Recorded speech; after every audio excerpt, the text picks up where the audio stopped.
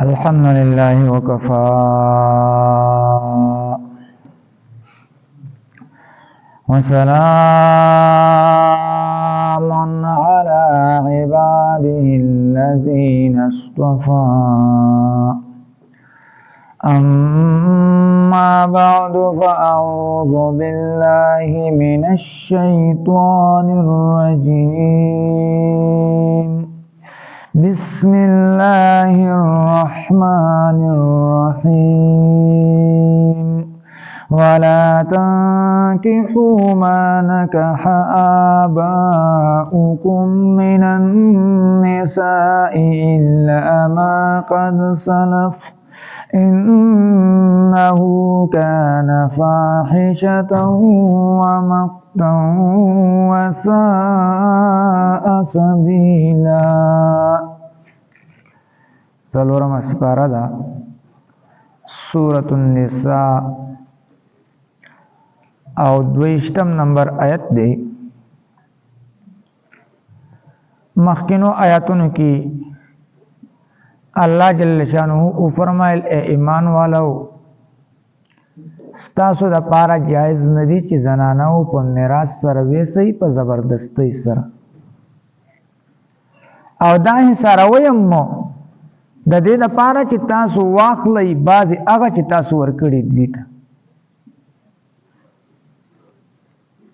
او د دې زنانو سره په خې طریقو باندې ژوند تیروي. اوس په دې آیت کې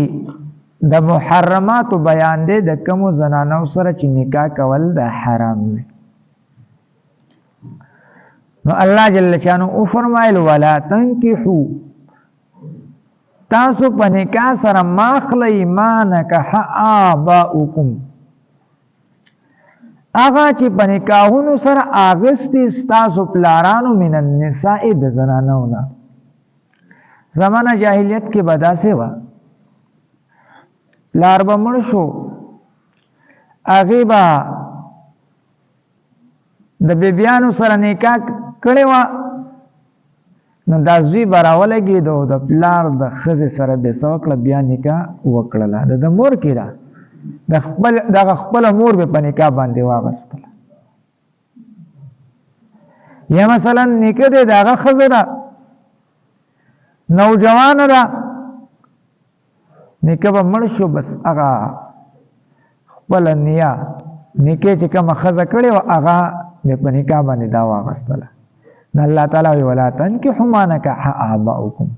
تاسو په نکاح سره ماخلی هغه چې نکاحونه کړي تاسو پلارانو من النساء د زنانو نه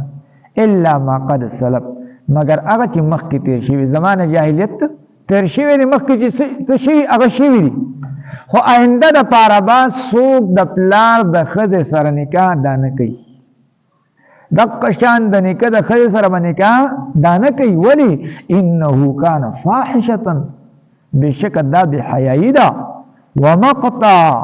او سبب د غصې د الله دی وساء سبیلا او دا ډېره بده لار ده. او حرمت علیکم امهاتکم حرام کړل شي په تاسو باندې ستاسو میان دي د مور سره نکاح کول دا حرام دي. وبناتکم او ستاسو نوره واخواتکم او ستاسو خويندې وعماتکم او ستاسو د پلار د طرفه تروریانې د پلار چې کوم خور وي دغه ته عمه ویل کېږي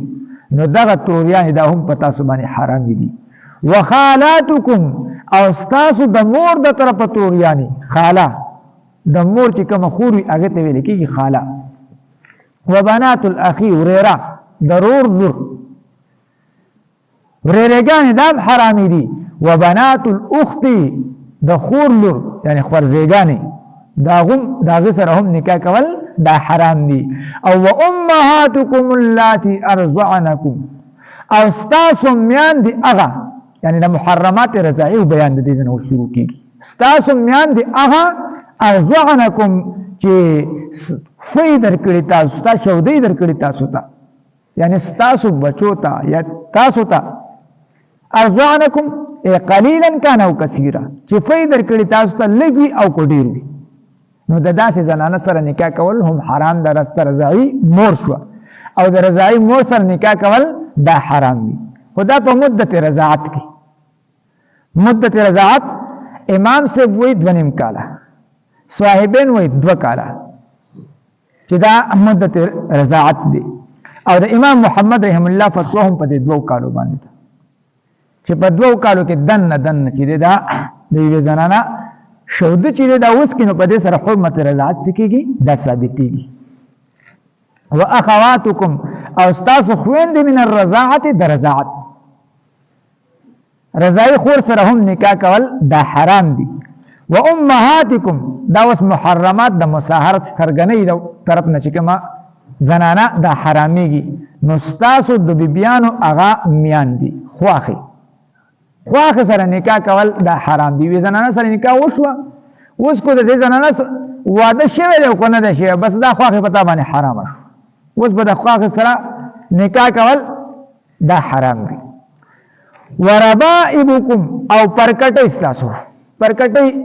هغه زنانه ته ویل کېږي مثلا یو سړی هغه د کونډې زنانه سره نکاح وکړي او د دې کونډې زنانه سره د بل خاوني ولورم ورسره ده اوس د دې کونډه زنانه ته په نکاح باندې واغستل او د دې سره یو ځایواله وشو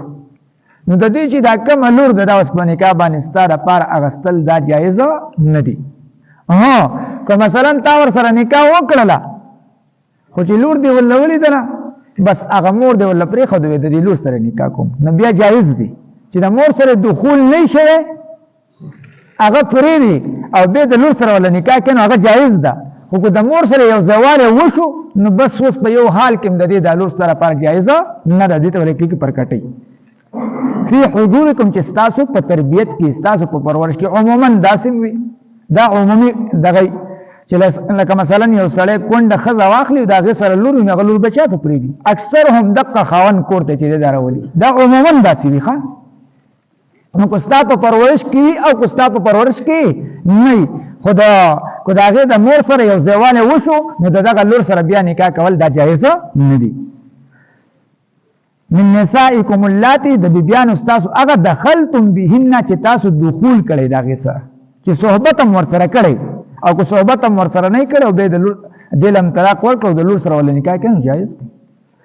فإن لم تكونوا دخلتم بهن پس کچرته تاسو دخول نه کړی د دې سره نو فلا جناح علیکم پس نشته اس ګناه په تاسو باندې د دې پرکټو سره په نکاح الربائب دا کوم پرکټې دي دا سره کو بیان نکاح کوي نو جایز ده او وحلائل ابنائکم او حرام کړی شوی دي په تاسو باندې تاسو د زامنو بیبیان یعنی انګوین دي د انګور سره نکاح کول د سخر د پاره دا جایز نه ده دا حرام ده الذين خدا هغه کسان من اسلابکم چې تاسو د شاګان وي اوس یو پر دې الګ دي او هغه ته تزوی وي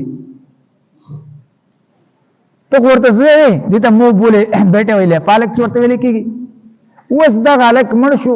ته ورته زوی ویلې دی د دې خزه پاتې شو نو کدا په نکاح باندې اخلي اغستل شي کدا استقبال زوی نه حقیقي زوی نه دی حقیقي هغه استاد شان وي استاد املا نه وي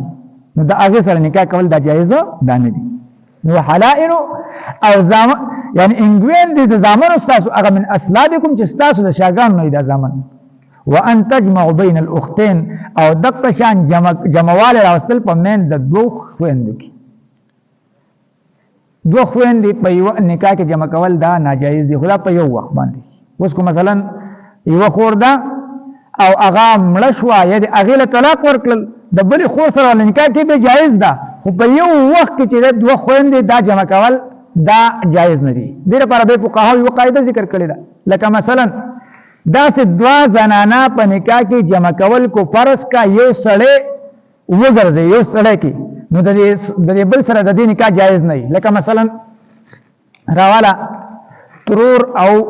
وریره نو د ترور نه ورته سړی جوړ کا نو دا وریره به څه شي تر سره نکاح جایز نه کنه دغه ترور شو او بل طرف له وریره شو د تور نه ورته سړی جوړ کا نو تر به شي کنه او دا د وریره شي نو د تر د وریره سره نکاح جایز نه جایز نو دا سه دو زنانه په نکاح کې جمع کول چې بل فرض یو سره جوړ کی نو د دې بل سره نکاح جایز نه نو دا جایز نه دي لکه ترور او وریره دوانه په نکاح کې جمع کول نشي دا په قاعده ذکر کړی ده الا ما قد سلف مگر هغه چې مخکې تیر شوي دي. ان الله بشک الله تعالی چې دی کان غفورا دی بخونکې رحیما رحم کوونکی دی. ولا تنكحوا او تاسو په نکاح سره ماخلی ما نکحا اغا چې نکاح کړی دا آباؤکم ستاسو فلارانو من النساء د زنانونا الا ما قد سلف مگر اغا چې مخکې تیر شوي دي. انه کان فاحشة بشکا دادا بحیائی ومقتا او سبب د غصې د الله دی. وساء سبیلا او دا ډیر بدلار دا. حرمت علیکم حرام کړل شوی پتا سو باندې امهاتکم ستاسو میاندی وبناتکم ستاسو نونا واخواتکم ستاسو خويندی وعماتکم او ستاسو د پلار د طرفا توریانی وخالاتکم او ستاسو د مور د طرفا توریانی وبنات الاخی او ریگانی وبنات الاخت او خرزگانی وامهاتکم اللاتی او ستاسو میندی اغا ارزعنکم چې دوی فیدر کړي تاسو ته واخواتکم او ستاسو خويندې من الرضاعة درزات وامهات نسائکم او میاندې ستاسو د بیبیانو یعنی خواخیګانې ستاسو وربائبکم اللاتی پرکټۍ ستاسو هغه فی حجورکم چې ستاسو په پرورش کې وي من نسائکم اللاتی د بیبیانو ستاسو اغا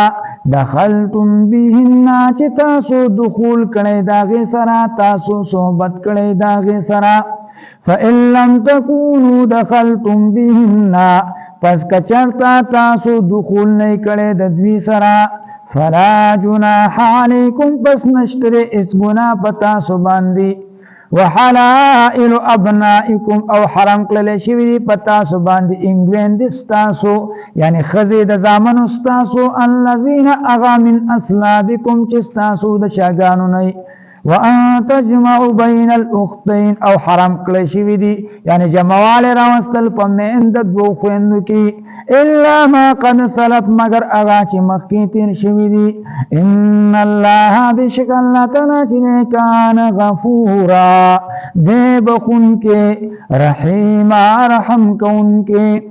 ولا تنكحوا تاسو په نکاح سره ماخلی ما نکح آباؤکم اغا چې په نکاح سره غستی ستاسو فلارانو من النساء د زنانونا الا ما قد سلف مگر اغا چې مخکې تیر شوي دي.